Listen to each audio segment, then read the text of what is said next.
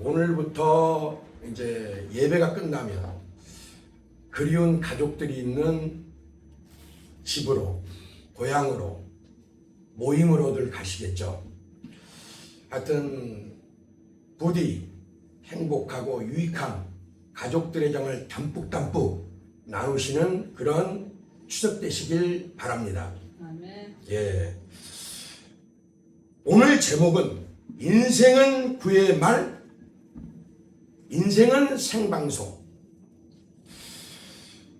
뭐라고요? 인생은 뭐? 구의 말. 인생은 구의 말, 인생은 구의 말부터다라는 이 중심 주제를 가지고 말씀을 나누고자 합니다. 여러분, 야구들 좋아하십니까? 좋아하죠. 좋아하세요. 그러면 혹시 야구장에서 구회 말을 경험해 보시거나 아니면 TV 앞에서 이 야구 경기가 벌어질 때 구회 말 상황들을 보게 되면 어떠시들까요? 그 역전될 때 기가 막히죠. 역전될 때 기가 막히죠. 경기가 어떻습니까? 타자가 마운드에 들어가고 투수가 또한 공을 던질 준비를 하는 그 시간이 9회 말 투아웃 순간이라고 하면 어때요, 유집사님? 그때는 그때 짜릿하죠. 9회 말 그 야구가 9회 말이라고 그래 한번 제가 아는 기억으로는 대통령기회 때 군산고등학교에 9회 말 투아웃이 있거든요. 역시 고전에 가까우시고 저는 고전까지는 아니고 중전까지는 갈 것 같아요. 그래서 많은 홈런이. 네. 정말 9회 말 투아웃 정도 상황이 되면 경기가 끝나가는 거의 마지막 절정이죠. 그때는 관중들조차 숨조차 정말 멈춘 듯하고 공기조차도 무게 있게 느껴져요. 공기가 무슨 무게가 있겠습니까? 근데 그것이 그만큼 아주 손에 땀을 쥐게 하고 공기조차도 굉장히 이 감정적으로 무게 있게 느껴지는 시간이 바로 그 시간이에요. 그래서 나도 모르게 불끈 손에 주먹을 쥐게 되고 손에 정말 땀이 맺히는 정말 박진감 있는 그런 경기가 바로 9회 말 투아웃이에요. 그리고 온몸의 신경이 곤두서는 때이기도 합니다. 저는 지금도 기억에 아스라이 남은 잊지 못할 두 장면이 지금도 저는 있어요. 우리 유집사님은 아까 군산상고 얘기하셨는데 잊혀지지 않으시죠? 저도 그런 장면이 두 장면이 있다 이 말이에요.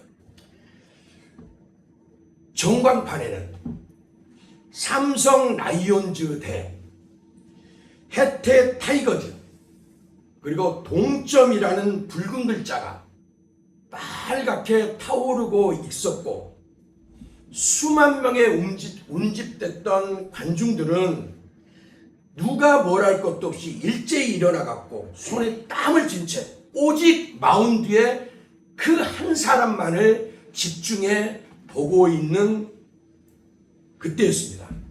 언제적 얘기냐고요?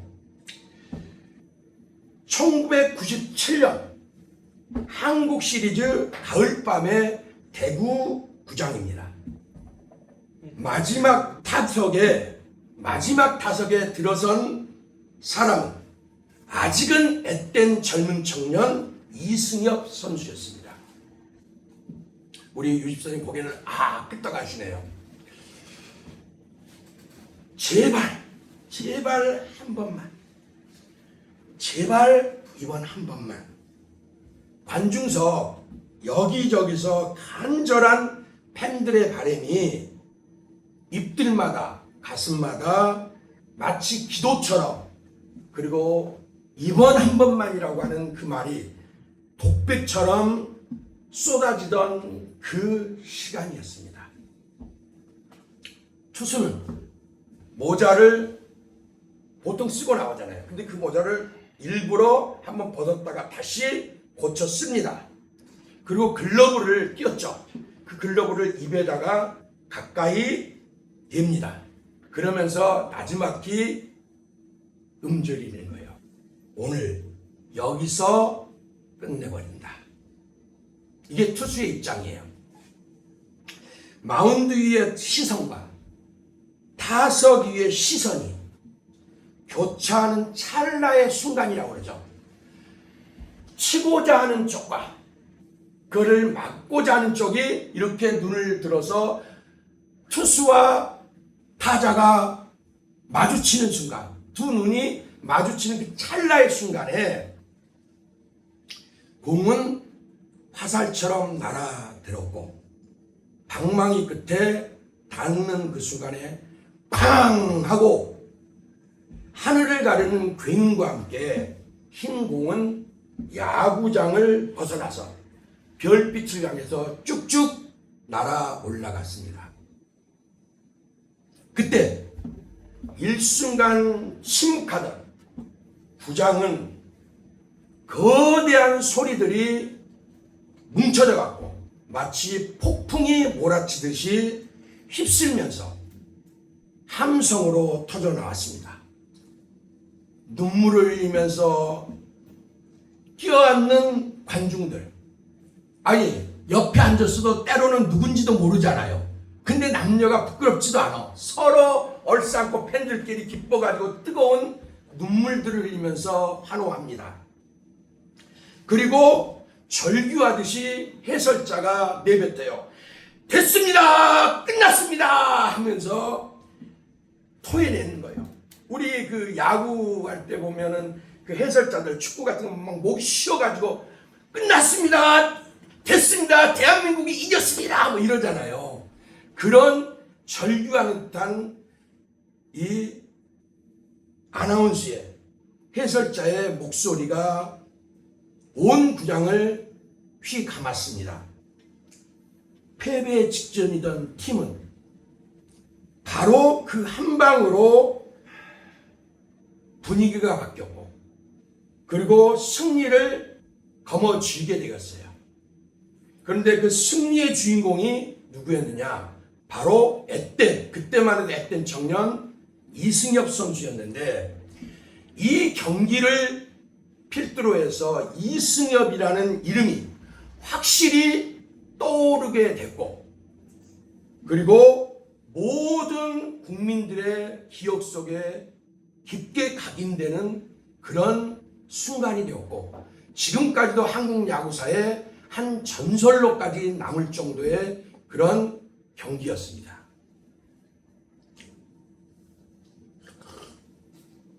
또 다른 제 기억 속에 또 다른 순간이 하나 있다면 그것은 2015년도 플레이오프 잠실구장이었어요.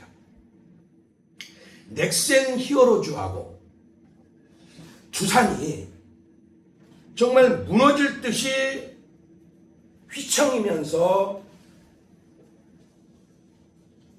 경기가 엎치락뒤치락 하면서 흘러가고 있었습니다. 이미 9회 말이 되었고 이제 마지막 기회 마지막 타선에는 바로 넥센의 박병호 선수가 들어서게 됐어요. 그의 이마에는 박병호 선수의 이마에는 땀이 송글송글 맺혀 있었고 관중들도 더워서 그랬는지 긴장이 되어서 그랬는지 손수건을 움켜쥐면서 그리고 얼굴을 닦으면서 그들도 기도하는 마음으로 간절한 바람을 쏟아냅니다. 박병호 제발 한 방만 시원하게 날려줘. 더더돌지 말고 한 방이면 돼. 이런 관중들의 바람이 간절한 기도처럼 올라가고 있었어요. 자, 투수는 있는 힘껏 발을 들었다가 내리면서 공을 뿌립니다. 그때 박병호는 단호하게 방망이를 휘둘렀습니다. 쾅! 공은 경쾌한, 아니 둔탁하기만치 굉음을 내면서 하늘로 높이 높이 쭉쭉 뻗어나가면서 구장의 밤하늘을 가르고 담장을 훌쩍 넘어갑니다. 순간 경기장은 지진이 일어난 듯이 울렁거렸고 모두가 그 순간이 있기 전까지는 패배를 예감하고 있었어요. 어디에 패배였겠습니까? 넥센 히어로즈가 패배를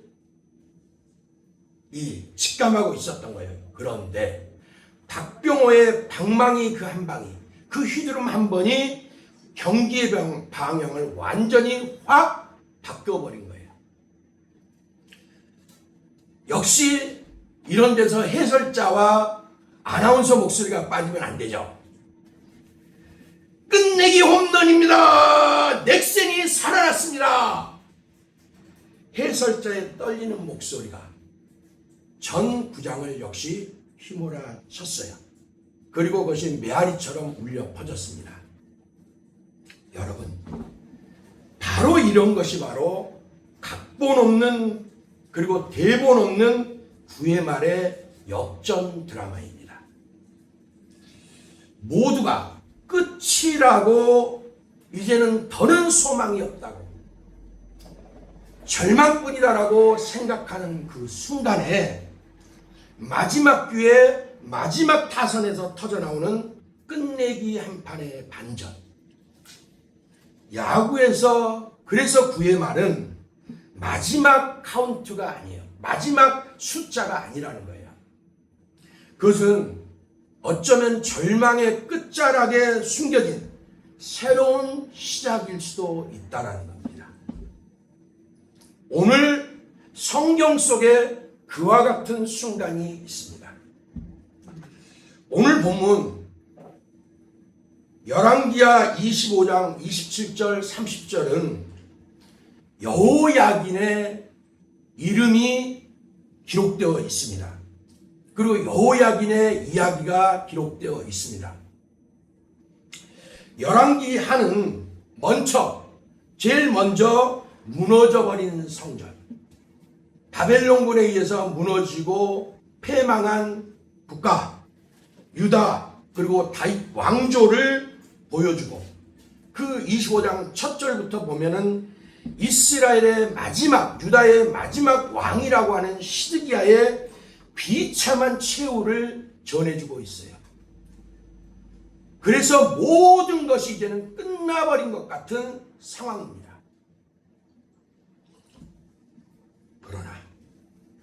그러나 놀랍게도 오늘 25장 27절의 이 몇 구절 속에 소망의 빛이 스며드는 겁니다.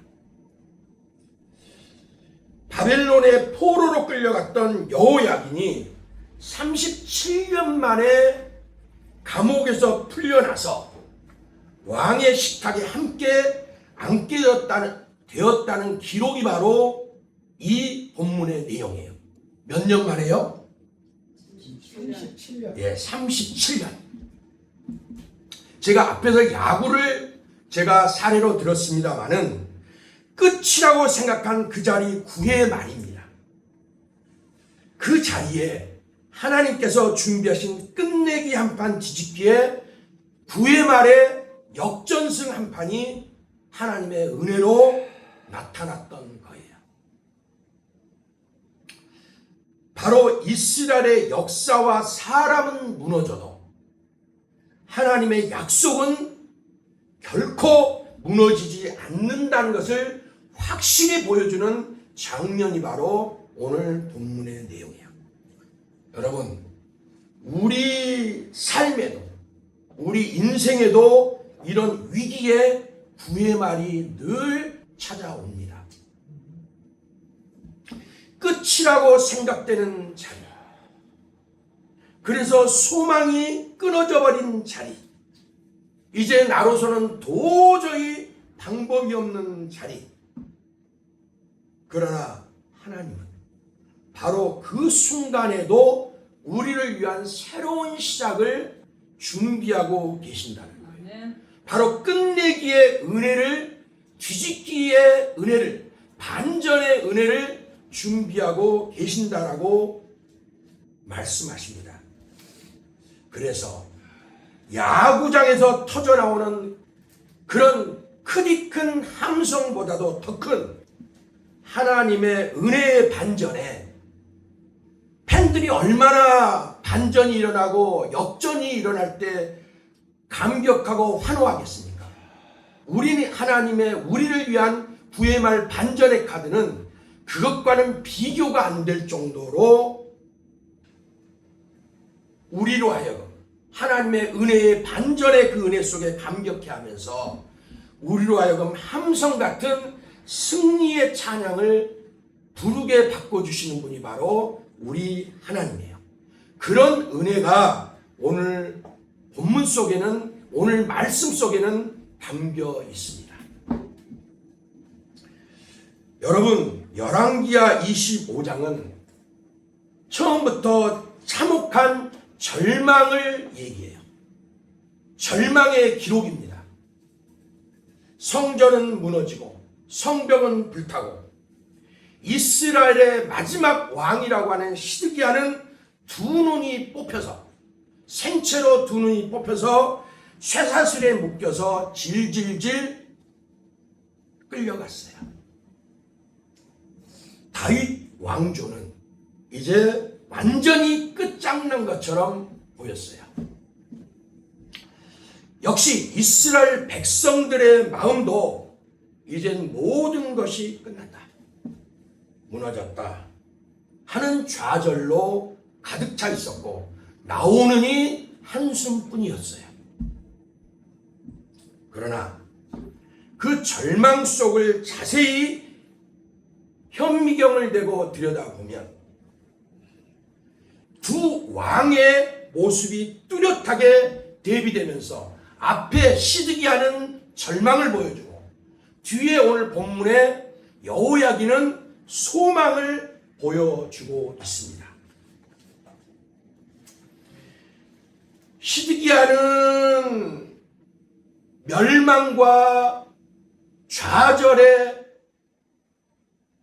왕이라면 다른 나라 여호야기는 소망과 회복의 이야기로 대비되면서 보여주고 있다, 이 말인 거예요.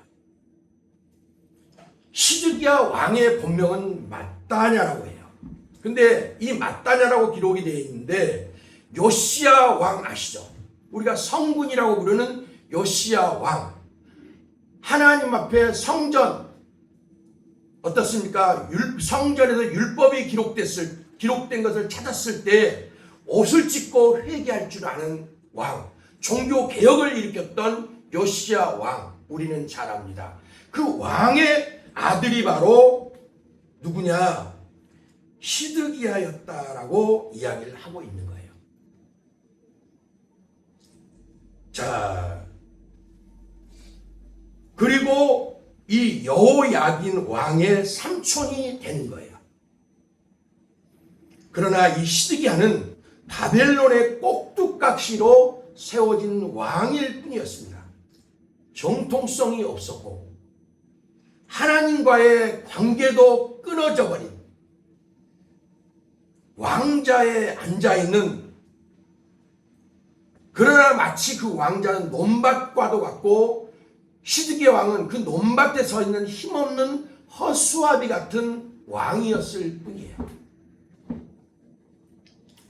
결국 하나님 앞에 그는 불순종하고 언약을 붙잡지 않았고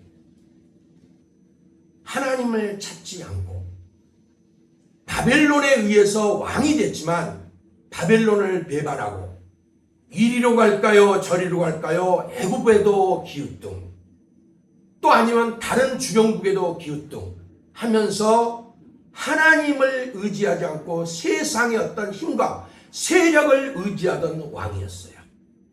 그 왕의 말로가 결국은 나라가 망하게 되고 그의 두 눈 앞에서 아들들이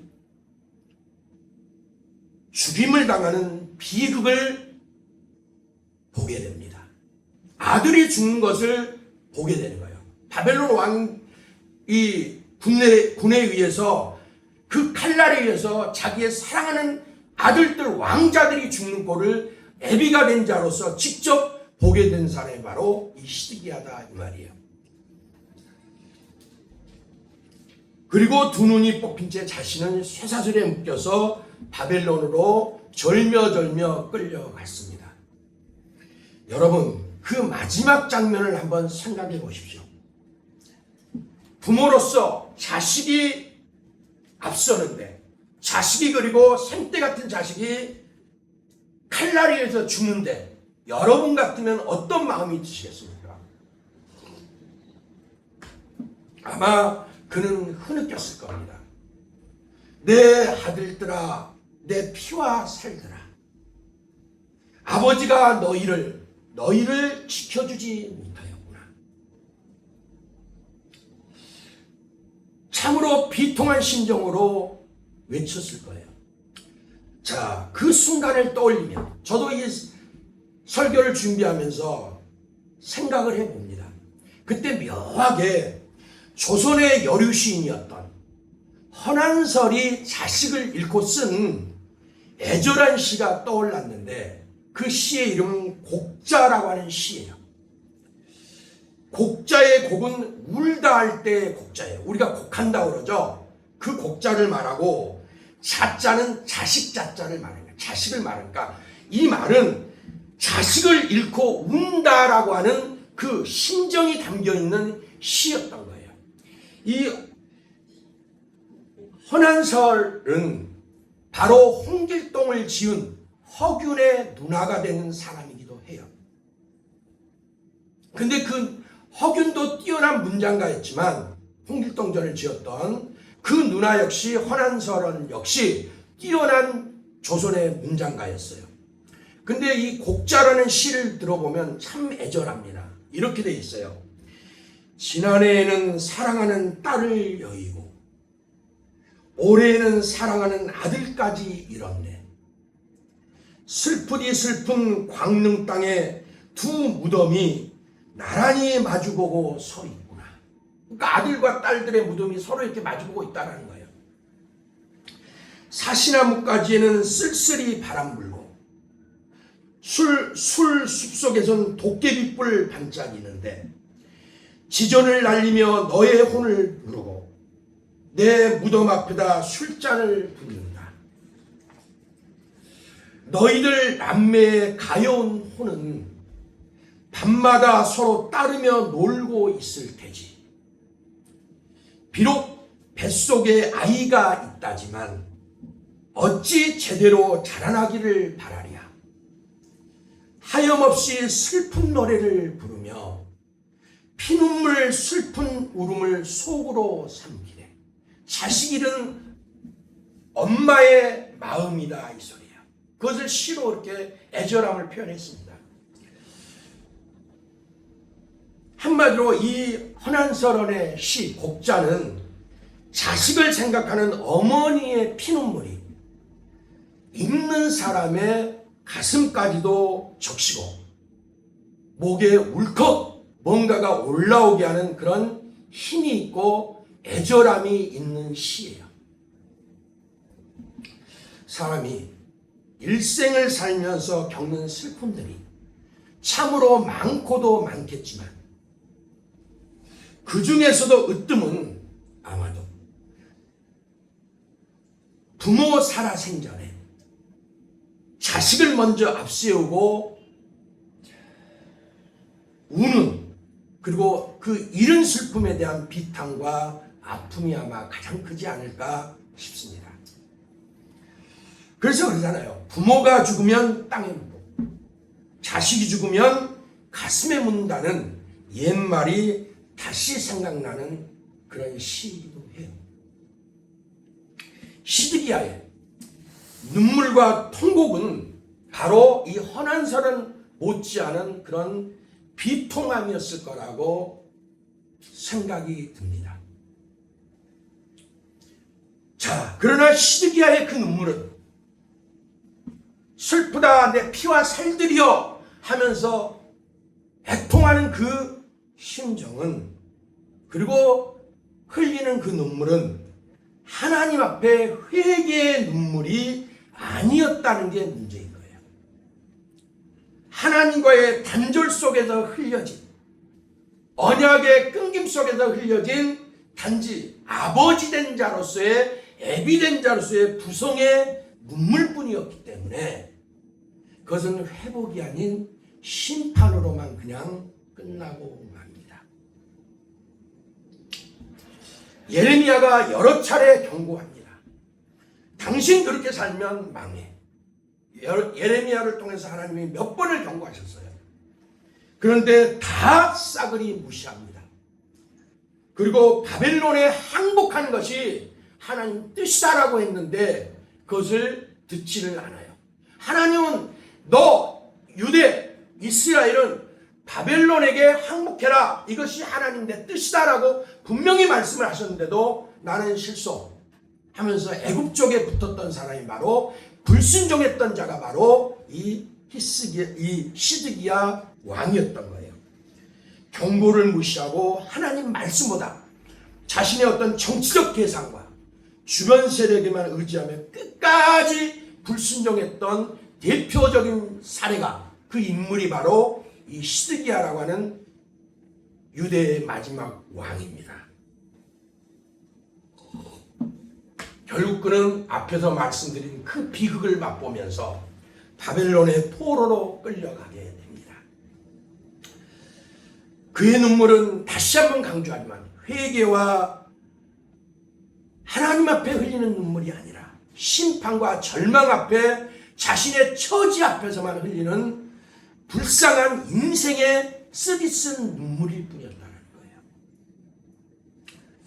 반면 여호야기는 포로로 잡혀가서 37년 동안이나 감옥에 갇혀 있었습니다. 자, 어떻게 되겠습니까?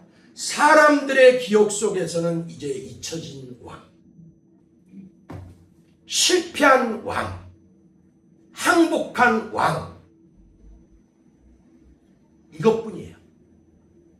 그러나 성경은 여호야긴의 이름을 마지막에 다시 꺼내어 든 것이 오늘 본문의 마지막 절들이고, 이것을 화려하게 부활시킨 것이 바로 마태복음 1장의 예수님의 족보 속에 나오게 돼요. 왜일까요? 바로 그가 다윗 언약의 불씨를 이어가는 존재가 됐기 때문에 이 여호야기는 화려하게 부활해서 37년이라는 그 세월을 깨고 감옥에서 나오게 되고 왕 앞에서 먹고 마시고 옷을 갈아입고 하는 특전을 누리게 돼요. 그리고 또 더욱더 시간을 넘어가서 마태복음 1장에 하나님 예수 그리스도의 육신의 혈통의 족보 속에, 다윗의 혈통 속에 화려하게 부활해서 등장하게 됩니다. 자, 이 언약의 불씨가 하나님의 뜻 속에 있었기 때문에, 언약의 불씨를 꺼뜨리지 않겠다는 하나님의 언약이 있었기 때문에 여호야기는 당당히 부활할 수가 있었던 겁니다. 사무엘 7장 16절에서 하나님이 분명히 다윗에게 말씀하세요. 뭐라고 하십니까? 내 집과 내 나라가 내 앞에서 영원히 보존되고 내 왕위가 영원히 경고하리라. 누가 주신 거예요? 하나님이 주신 언약이었어요. 맞습니다. 이스라엘은 무너졌지만 하나님은 여전히 다윗의 집에 꺼지지 않는 등불을 이렇게 준비해 두셨던 거예요. 자, 등불 언약의 특징이 있습니다. 성경은 자주자주 등불이라고 하는 이미지를 꺼내서 하나님의 언약과 은혜의 상징으로 사용해요. 등불을 가지고, 등불은 이꼬르 하나님 언약이다 이 말이에요. 그것도 은혜다라고 하는 것을 보여주고 있는 겁니다.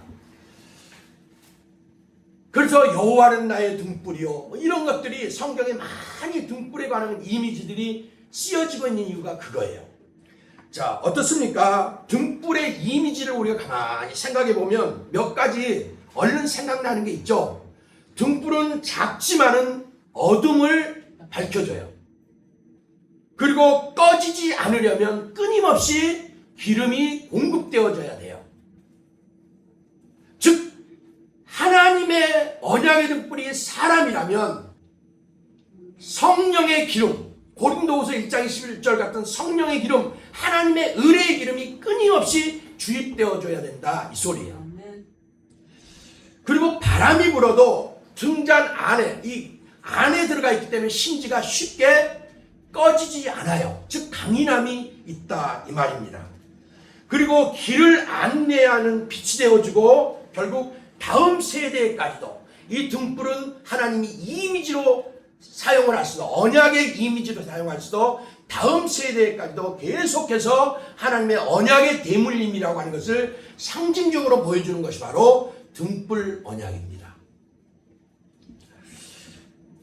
그렇습니다. 감옥에 갇혀 있었지만 여호야기는 하나님의 언약 속에서 꺼지지 않는 하나님의 사랑, 하나님의 등불이었던 겁니다. 그는 이스라엘의 절망 속에서 작은 불씨처럼 남아서 훗날 육신적으로는 후손이 되고 왕이 되시는 메시아로 오실 예수 그리스도까지 보여주고 전하고 밝혀주는 그런 희망의, 소망의 빛이 되었던 거예요. 그게 바로 고개를 들었다는 의미인 겁니다. 또 하나, 여기에서 우리가 왜 하나님이 이런 것들을 말씀을 하실까? 이스라엘 백성은요, 상당히 교만한 민족입니다. 이스라엘 백성은 오랫동안 하나님은 오직 성전 안에서만, 그리고 오직 이스라엘 땅 안에서만 역사하신다고 그들은 굳게 믿었어요. 그러나 여호야기는 어떻게 됐습니까? 포로로 왕이, 민족을 대표하는 왕이, 국가를 대표하는 왕이 포로로 끌려갔어요. 그러면은 충격인 겁니다. 어떻게 예루살렘이 멸망을 당하지? 어떻게 하나님이 이방 땅으로 이스라엘 백성을 몰아내실 수가 있지? 이것은 충격인 거예요. 그런데 하나님은 그렇게 하셨어요. 이것은 정면으로 이스라엘의 선민 사상을 깨뜨려버리는 전조곡이 됩니다. 그리고 또 하나, 여호야긴이 그렇게 끌려간 것만이 아니라 여호야긴이 37년 동안이면 내강산 가까이가 변했어요. 그런데 그 여호야긴을 석방시키셨다는 것, 이거는 사람의 힘이나 능력으로 하는 것이 아니라 오직 누가 하셨다? 하나님이 하셨다. 그럼 뭐가 또 깨져요? 하나님은 오직 이스라엘 안에서만, 이스라엘 땅에서만 역사하신다고 믿었는데 하나님은 그것을 여지없이 깨뜨려 버렸던 거예요. 그리고 이스라엘의 왕이 바벨론 궁전에서 회복된 것 자체가 그래서 엄청난 충격이고 역사적인 대반전이라고 할 수 있는 게 바로 그런 내용이 바로 오늘 본문의 얘기인 거예요.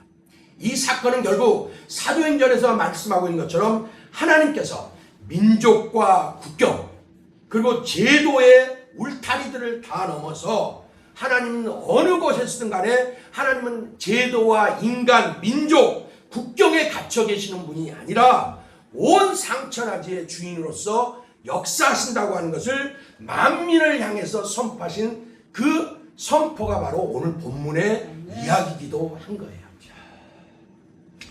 하나님은 오직 우리 안에만 계신다는 좁은 이스라엘의 선민 사상을 여지없이 무너뜨리셨어요.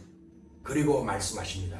하나님은 모든 곳에서 모든 상황을 통치하시고 역사하신다는 진리를 밝히 드러내신 사건이 바로 오늘 본문의 얘기예요. 다시 한번 강조하건대 이 열왕기하 25장은 반전이고 절정입니다. 앞부분은 온통 멸망과 절망의 기록뿐인데 끝에 가서 갑자기 여호야긴의 이름이 등장하면서 37년 동안 감옥에 묶여있던 왕이 풀려나고 바벨론 왕의 식탁에 앉게 되었다는 그 반가운 소식으로 전하면서 열왕기는 마지막 페이지, 마지막 장을 닫고 끝내요. 이것은 머나먼 이제 앞의 것을 바라보면서 이스라엘 왕조는 결코 멸망하지 않는다는 하나님의 언약이 계속되고 있음을 우리에게 대망하고 보여주면서 본문은 끝을 냅니다. 그런데 이렇게 37년 동안이나 갇혀있던 왕이 옥에서 나오고 다른 어느 왕보다 더 머리를 높여주고 왕의 식탁에서 먹고 마시게 하고 그리고 새 옷으로 갈아입혀줬다는 그 얘기가 이스라엘 백성에게 들렸을 때 분명히 이스라엘 백성들 입장은 어떠겠어요? 아니 이게 무슨 소리야? 이스라엘이 끝났는데 이게 또 무슨 간밤에 홍두깨 같은 소리야? 당연히 이렇게 그들 이스라엘 입장에서는 생각할 수밖에 없는 거예요.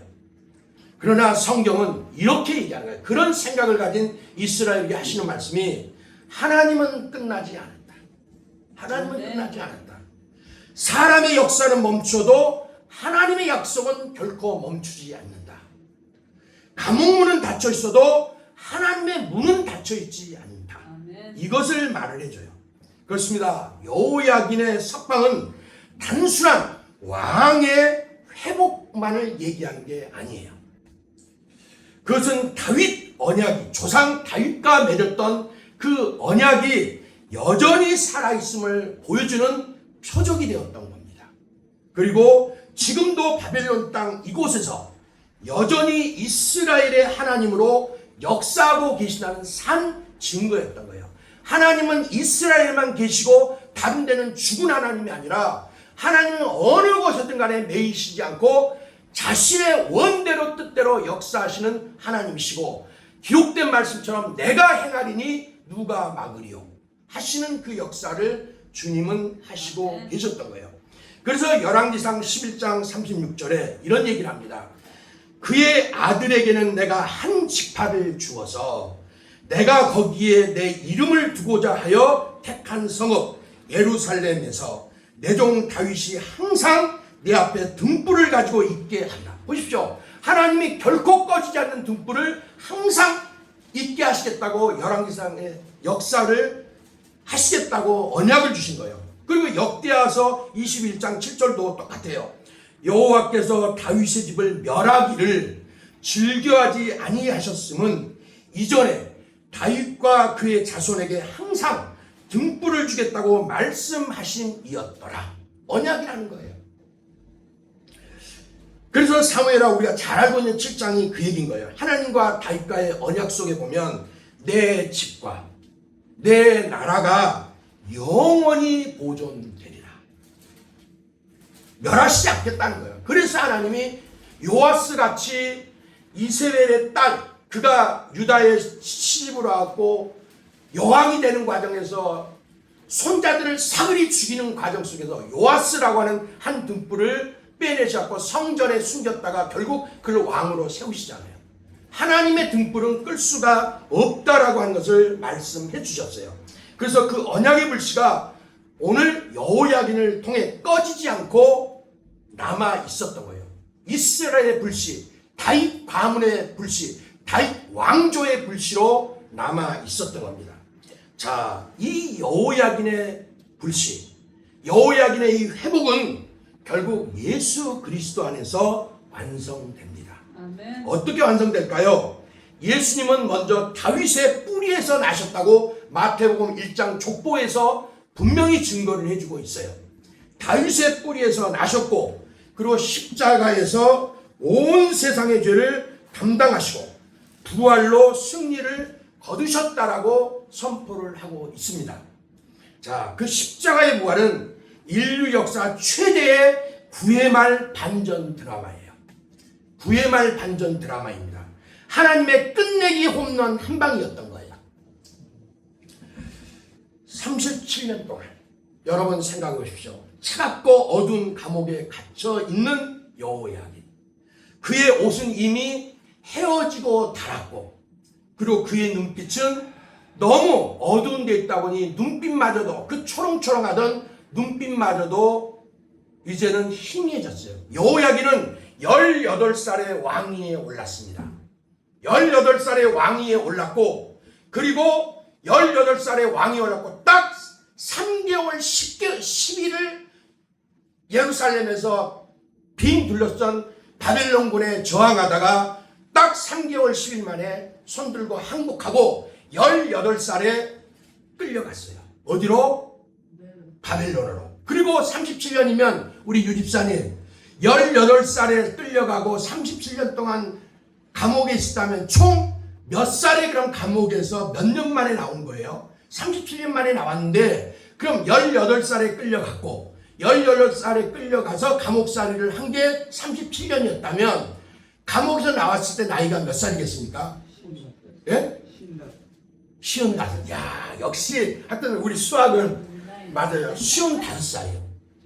산 날짜보다 감옥에서 산 날짜가 더 많은 거예요. 55살에 나왔어요. 그럼 어떤 생각이 들겠어요? 나는 잊혀진 존재야. 하나님도 나를 버리신 것 같아. 그렇게 생각할 수 있었다고 보는 게 더 합리적인 추론이겠죠. 그렇게 생각이 들 수밖에 없었을 것 같아요.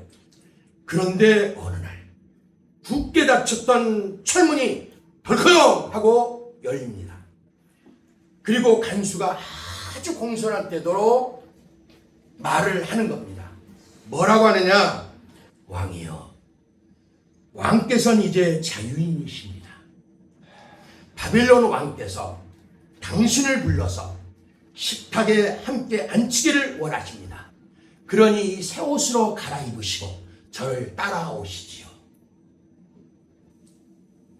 이렇게 말을 했을 때 어땠을까요? 그는 아마도 믿을 수 없는 듯한 표정을 지으면서 떨리는 발걸음을 왕 앞으로 옮겼을 것입니다. 그의 인생이 한순간에 바뀝니다.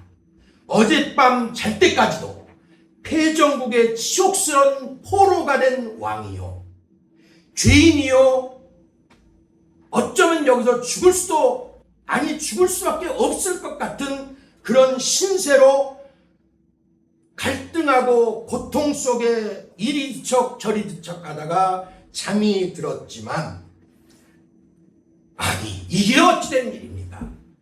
그렇게 잠이 들었던 잠에서 깨어나고 보니 온 세상이 바뀌어 버렸습니다.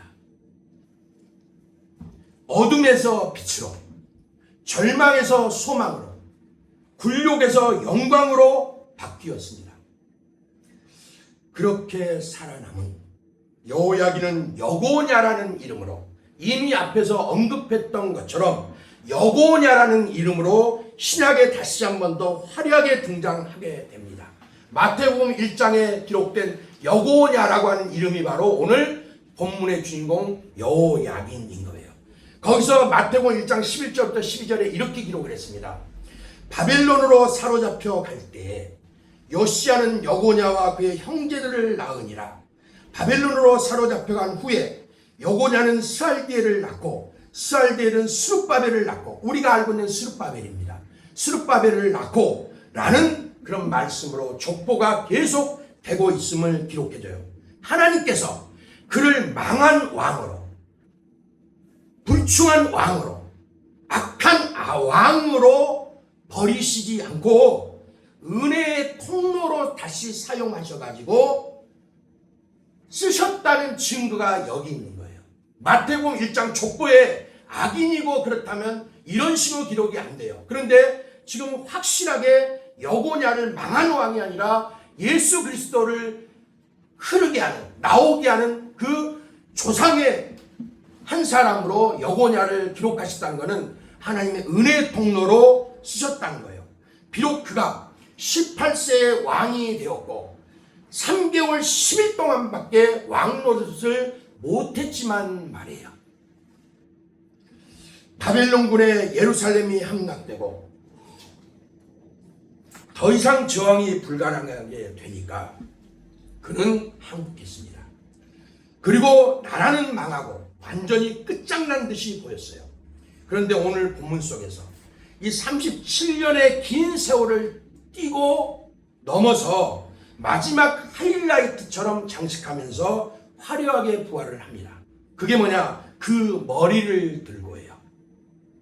본문에 그랬죠? 머리를 들고 눈을 들어 이렇게 얘기를 합니다. 그러니까 머리를 든다는 거 어때요? 항상 죄인이기 때문에 이렇게 숙이고만 살았는데 들었다라는 거예요.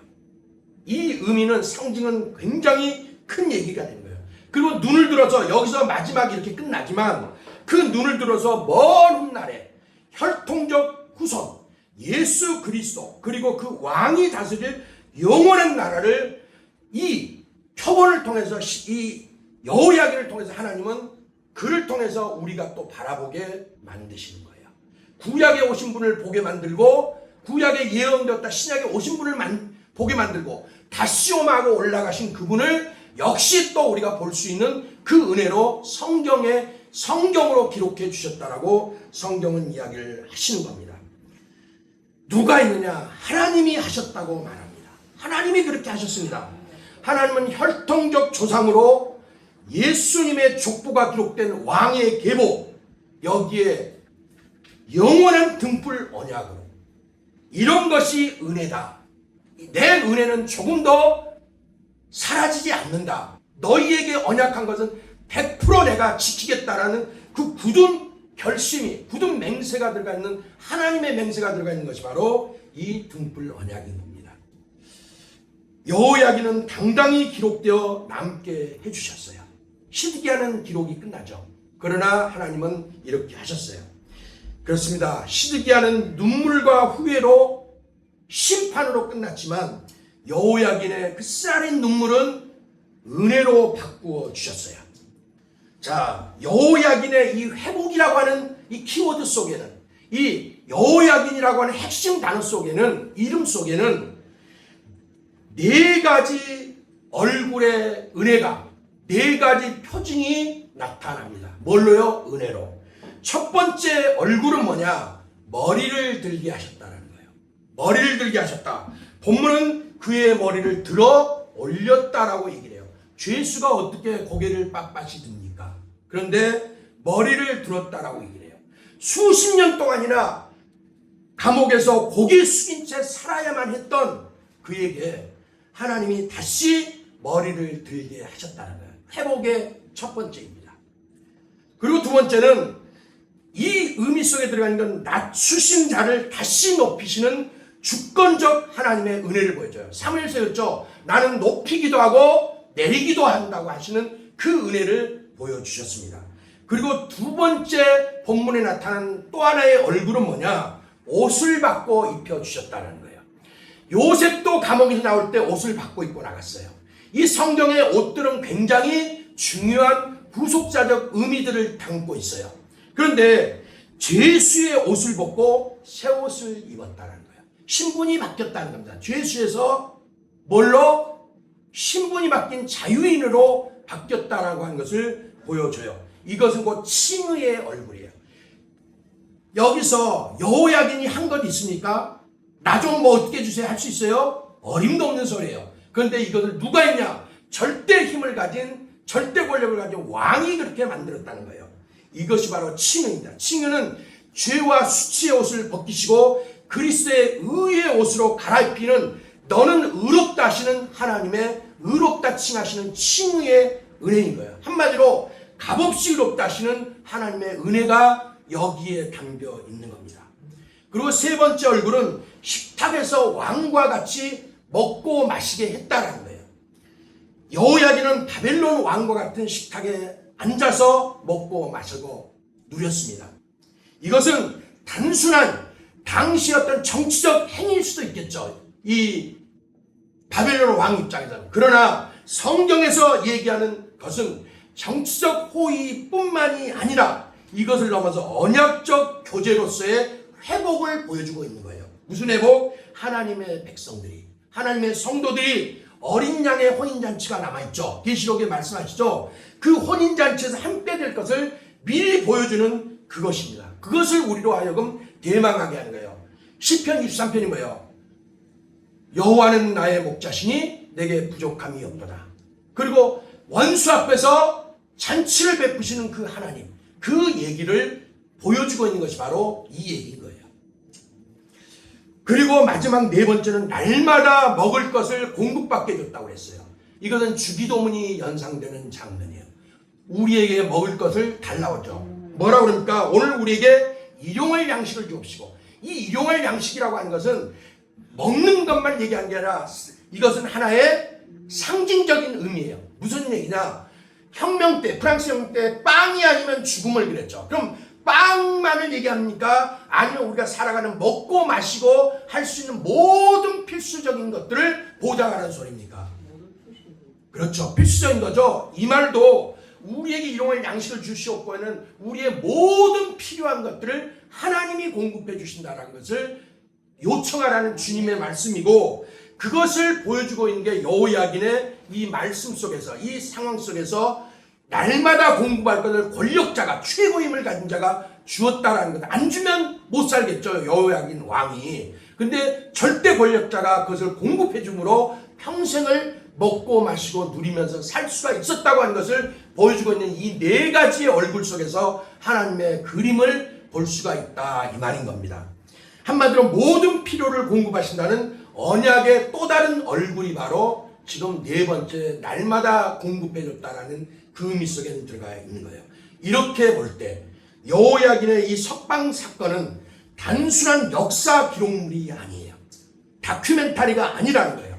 그것을 훨씬 뛰어넘어서 다윗 언약의 지속성, 그대로 계속하겠다는 지속성과 항상성, 언제나 마찬가지로 항상성을 얘기해요.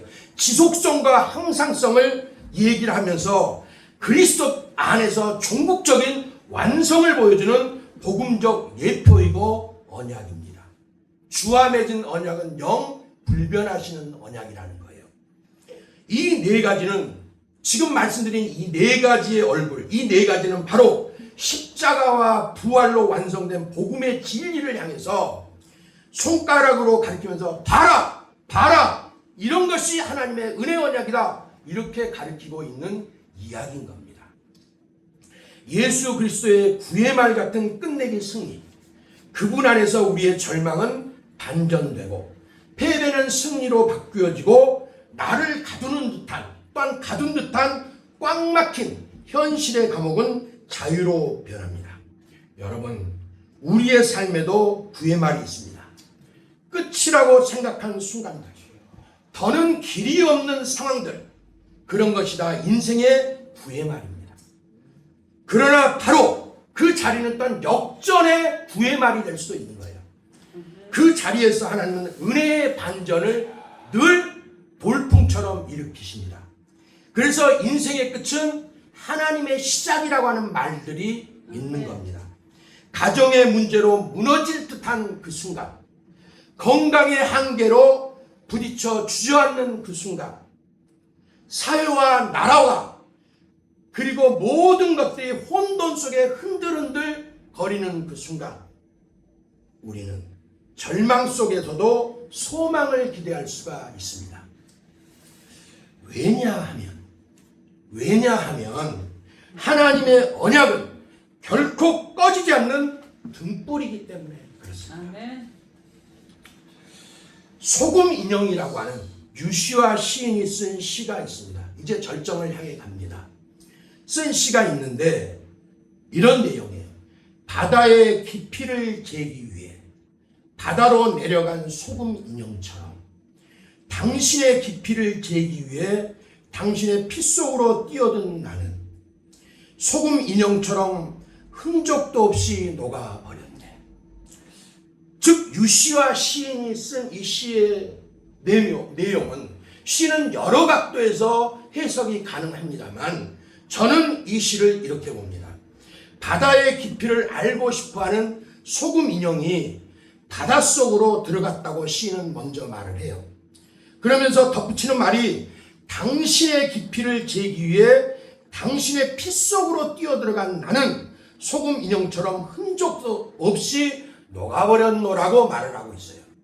그러니까 소금 인형에 빗대서 자기를 빗대는 거예요. 얘기를 하는 거예요. 그래서 저는 이 시를 이렇게 빗대고 싶어요. 바다로 들어간 소금 인형은 당연히 녹아 없어집니다. 그리고 그렇게 녹아 없어져서 바다와 하나가 돼요. 왜? 본질이 바다에서 나온 것이 소금 인형이에요.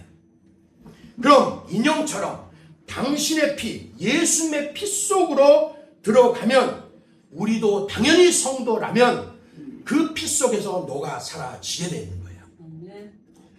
바다에 들어가는 순간 인형은 점점 녹아져 가면서 사라져 갑니다. 마지막 한 줌의 소금이 바다와 마지막 섞이면서 그는 이렇게 외쳐요. 뭐라고 외치냐? 이제야 알겠다. 내가 바다의 일부였음을. 녹아지면서 마지막 순간에 깨닫는 거예요. 이제는 알겠다. 내가 바다와 한 본질이었다는 것을. 그렇습니다. 우리가 예수님의 피 속에 들어가면 예수님과 하나가 되고 우리도 고백할 수밖에 없어요. 뭐라고? 이제야 알겠다. 내가 예수 안에 있음을. 여러분, 예수님 안에 내가 있고 내 안에 예수님이 계시는 것을 안다는 것. 이것이 신앙의 비밀입니다. 이것이 은혜입니다. 소금 인형에게 바다는 자신의 본질이에요. 거기서 나왔습니다. 그래서 기꺼이 들어가 녹음으로써 본질 속으로 더 깊이 들어가서 하나가 되는 거예요. 성도에게, 그리스도인에게 예수 그리스도의 피 안에서 하나가 되고 녹아지는 것이 또한 성도의 본질이라고 우리는 믿습니다. 우리의 자아가 깨어지고 녹아 없어지는 것 같아도 사실은 하나님 안에서 본래의 자리로 찾아가고 하나님이 원하시던 본래의 형상을 찾아가는 것이 바로 예수님의 피 안에 잠겨드는 것이 바로 우리들의 본질이라는 겁니다. 여호야긴이 감옥에서 녹아내리듯 사라진 것 같아도 그는 하나님의 언약 속에서 소금이 바다와 하나가 된 것처럼 하나님과 하나가 되고 언약 안에서 녹고 다시 스프링처럼 솟구쳐 오르듯 우뚝 튕겨 일어났습니다. 우리의 실패와 상처, 예수 그리스도의 피 흘린 은혜 안에서는 성도 본래의 본질을 회복하게 됩니다. 오늘 우리 사회도 야구의 구회말과도 같아요. 대한민국 상황이 야구의 구회말과도 같습니다. 분열, 혼란, 갈등, 정치적 어려움, 이편 내편, 쪽파대파 많이 있습니다. 이 대한민국을 성경적으로 빗댄다면 에스겔 37장에 마른 뼈가 가득한 그 마른 뼈의 골짜기 같습니다. 여호야긴이 포로로 끌려가 감옥에 갇혀있던 그때 역시 여호야긴과 같이 끌려갔던 에스겔 선지자가 하나님께 받은 그 환상을 담고 있는 게 에스겔 37장인데 그때 마른 뼈 골짜기 환상을 봅니다. 숨마저 말랐고 버려진 채 말라 비틀어진 뼈들이 산처럼 쌓여있는 골짜기, 그것이 바로 이스라엘의 현 주소였고 이스라엘의 모습이었고 상징이었습니다. 그런데 하나님께서 말씀하십니다. 내가 생기를 너희에게 들어가게 하리니 너희가 살아나리라. 에스겔이 말씀을 외치니까 뼈와 뼈가 서로 이어지고 힘줄이 생기고 살이 오르더니 마침내 큰 군대가 되어 일어난 것을 봅니다. 어디가 다 망해버리고 말라 비틀어진 뼈 같은 이스라엘이 이런 어마어마한 군대로 생임으로 일어나더라 이 말인 거예요. 이와 같이 하나님의 영이 우리에 임하면, 대한민국에 임하면 그 마른 뼈들로 가득 찬 것 같은 이 대한민국도 살아날 줄 믿습니다. 회복될 줄 믿습니다. 마치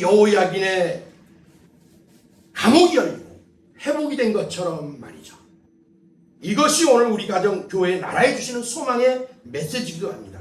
하나님은 여전히 사랑하는 우리 조국 대한민국을 그렇게 해주시라고 믿습니다. 아멘. 사랑하는 교회들, 사랑하는 성도의 가정들 그렇게 해주시라고 믿습니다.